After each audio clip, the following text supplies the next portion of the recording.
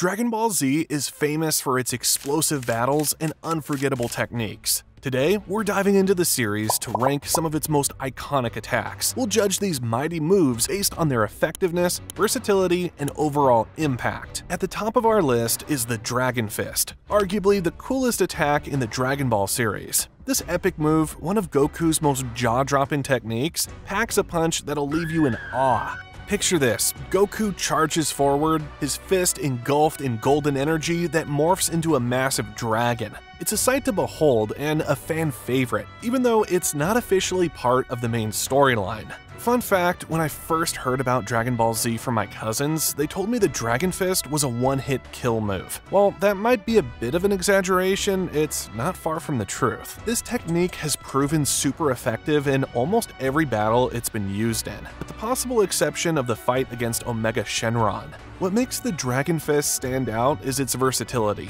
Goku can unleash this powerful attack and then immediately follow up with another move, like his signature Kamehameha. Knowing Goku's love for a good fight, he'd probably save this move for last. It's the perfect finisher to end an epic battle with a bang. Bottom line, the Dragon Fist is definitely S-tier material. It's powerful, flashy, and everything you'd want in an ultimate attack. Next up on our list is the Death Beam, Frieza's most iconic attack. This move is as deadly as it is flashy, and it's a key part of what makes Frieza such a formidable villain. What sets the Death Beam apart is it's all about rapid-fire action. Frieza can unleash this attack over and over, making it a real pain for his opponents. Frieza often uses the Death Beam to toy with his enemies, slowly wearing them down with each hit. The attack's speed is another major plus. While the Death Beam can be lethal, it's not always an instant kill. From what we've seen, it usually takes a few hits to do serious damage, unless Frieza charges it up for a more powerful blast. The versatility of this move is another point in its favor. Frieza can use it for quick strikes, sustained assaults, or even as a distraction while he plans his next move. When you add it all up, the speed, the spammability, and the sheer intimidation factor, the Death Beam easily earns its place in the A tier of Dragon Ball attacks. It's a move that's as efficient as it is iconic, perfect for a calculated villain like Frieza. Let's talk about another one of Frieza's signature moves, the Death Ball. While it might look impressive, this attack might not be all it's cracked up to be. The Death Ball has a major drawback. It takes a while to charge up. In the fast-paced world of Dragon Ball fights, that's a big problem. Sure, if you want to blow up a planet, the Death Ball is your go-to move. But in a one-on-one fight, not so much. I can remember Frieza charging a massive one against Goku, and he was able to just hit it away, so for me, I think this goes in the D tier. At first, I thought about putting the Death Ball in C tier because of its planet-destroying potential. But then I remembered in the Dragon Ball universe, blowing up planets isn't exactly a rare feat. Lots of attacks can do that. Hit's time skip isn't just powerful, it's downright unfair. Hit is able to freeze time for a split second, allowing him to move freely, landing punches and kicks without any resistance. What makes this move truly terrifying is how few fighters can counter it. Most opponents are left scratching their heads, wondering how they got hit without even seeing Hit move. When you consider its effectiveness and versatility, there's really only one place for time skip on this tier list. S tier, no question about it. Also, like and subscribe if you're enjoying so far. Next is Vegeta's final explosion. Vegeta used this move twice in the show, once during the Buu Saga and again in the Tournament of Power. I think how this move works is the final explosion uses Vegeta's own life force as fuel. The more life force Vegeta pumps into it, the more powerful the attack is. What makes this move stand out is its ability to punch way above Vegeta's weight class. Buu was leagues stronger than him, but Vegeta was almost able to defeat him if it weren't for his overpowered regeneration. There's a big catch with this move, however. As most of you know, this is a last resort move, with a big emphasis on last. In most cases, using this technique means Vegeta is giving everything he has into this attack. It's not just taxing on the body, it's potentially fatal. So where does this leave it on the tier list? Despite its raw power, the final explosion lands in D tier. I just don't think an attack that will take you out most of the time would rank high. The Kaioken Kamehameha, one of the few variants of Kamehamehas we have on the list, is an interesting one. What sets this technique apart is its scalability. The effectiveness of the Kaioken Kamehameha directly correlates with the level of Kaioken used. A Kaioken ×2 Kamehameha delivers a significant boost, while a ×4 multiplier produces an even more devastating blast. The technique reached new heights when Goku paired it with his Super Saiyan Blue form, showcasing its potential for extreme power output. However, this immense strength comes at a cost. The main drawback of the Kaioken Kamehameha is the severe strain it places on the user's body. Higher multipliers, especially when combined with Super Saiyan Blue, can leave Goku exhausted and vulnerable after use. This limitation often restricts the technique to a finishing move rather than a repeatedly used attack. Given its tremendous power balanced against its physical toll, the Kaioken Kamehameha earns a solid place in the B tier. It's a game-changing technique that can decisively end battles, but its drawbacks prevent it from reaching any higher. The instant transmission Kamehameha stands out as one of Goku's most innovative and effective techniques. This move combines the raw power of the Kamehameha with the strategic advantage of instant transmission, creating a formidable and unpredictable attack. Goku has employed this technique in crucial battles, notably against Cell and Beerus. What sets this technique apart is its exceptional versatility. Goku can utilize it in two primary ways. He can retreat to a safe distance, charge up a powerful Kamehameha, and then instantly teleport to deliver the blast at point-blank range. Alternatively, he can charge the attack while teleporting around his opponent, making it nearly impossible to predict the direction of the incoming blast. The key advantage of the instant transmission Kamehameha is its ability to catch opponents off guard.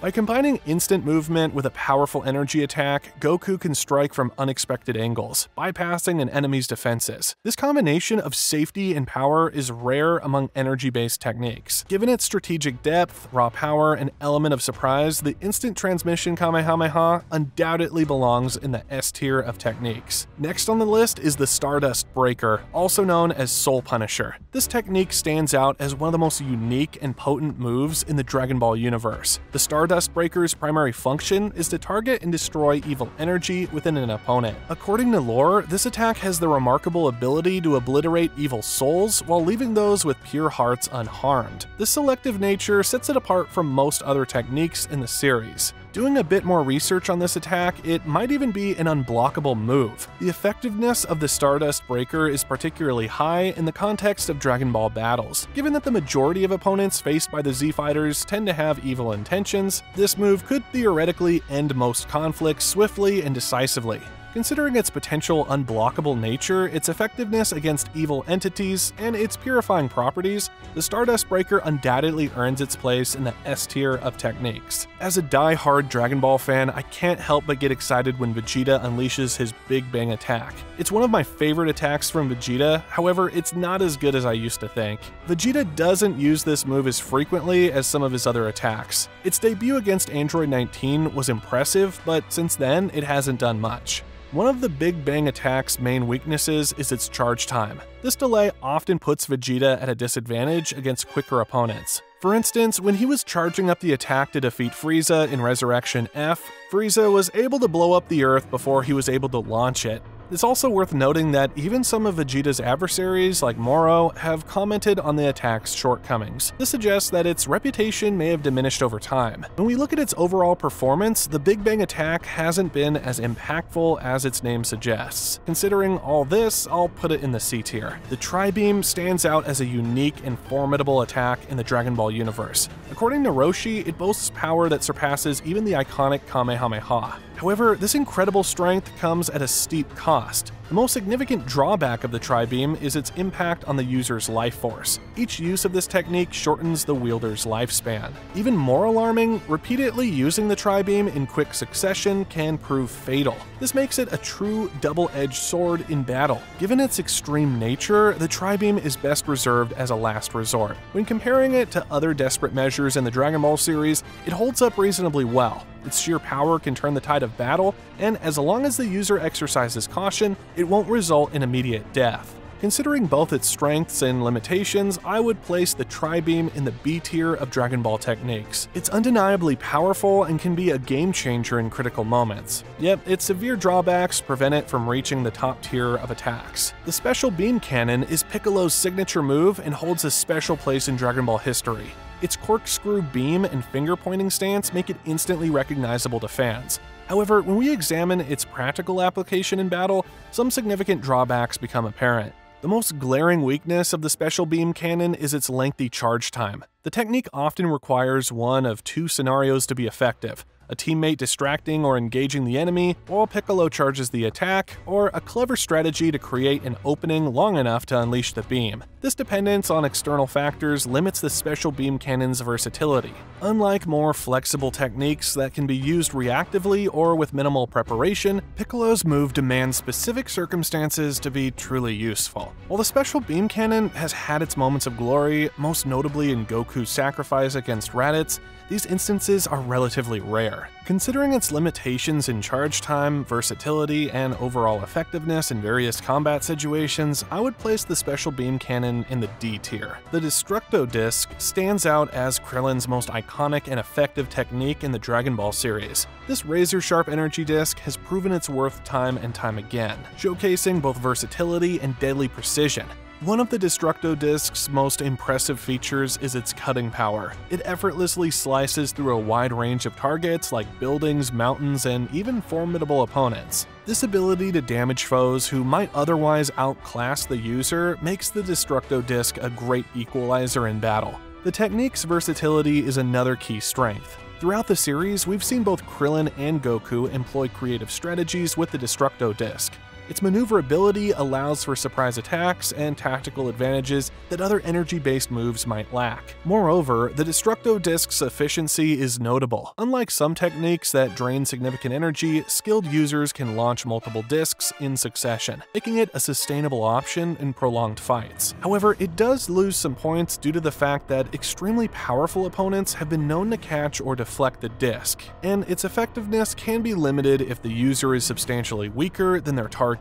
Despite these minor drawbacks, I think this is an A-tier level attack. Next up is the Spirit Bomb, and this move captures the essence of unity and hope in the Dragon Ball series. However, when we examine its practical application in battle, the move isn't that great. The Spirit Bomb's primary limitations are its time requirement to gather up necessary energy, leaving the user vulnerable, and dependency on others to contribute their energy. When successfully executed, the Spirit Bomb can be incredibly effective, capable of defeating seemingly insurmountable foes. Its power scales with the amount of energy gathered, potentially making it one of the strongest attacks in the Dragon Ball universe. However, the Spirit Bomb's lack of versatility is a significant drawback. It's not a technique that can be used spontaneously or in varied combat situations. Considering all of this, I'll place the Spirit Bomb in D tier. The Final Flash is a massive and powerful blast made iconic by Vegeta. Despite its impressive visual impact, it requires an extended period to gather the necessary power, which allows opponents time to prepare defenses, launch counterattacks, or simply move out of the way. It's also not that versatile since it's designed as a finishing move. Despite its name suggesting finality, the technique rarely lives up to this promise. More often than not, opponents survive the blast. However, it's worth noting that when the Final Flash does connect, it can cause substantial damage. Its sheer power makes it a threat that opponents can't ignore, even if they ultimately survive the attack. So for me, this attack is going into C tier. And lastly, the Kamehameha and the Gallic Gun. The Gallic Gun and Kamehameha stand out as two of the most iconic and effective techniques in the Dragon Ball universe. Both attacks rightfully earn their place in the S tier due to their exceptional versatility and combat effectiveness. These techniques share several key strengths that set them apart. Their adaptable charge time allows users to unleash quick strikes or power up for devastating blasts. This flexibility makes them suitable for a wide range of combat situations, from long-range battles to close-quarters confrontations.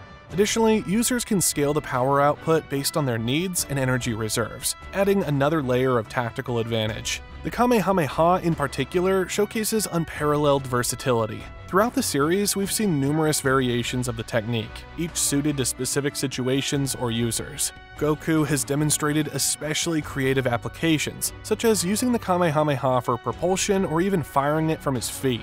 Its effectiveness is further proven by its widespread adoption among various characters. While both techniques are top tier, the Kamehameha slightly edges out in terms of shown versatility. The series has given us more examples of its adaptability and creative uses compared to the Gallic Gun. However, this doesn't diminish the Gallic Gun's effectiveness. It remains a formidable technique, capable of matching the Kamehameha in raw power and speed of execution. In conclusion, both the Gallic Gun and Kamehameha deserve their S-tier ranking.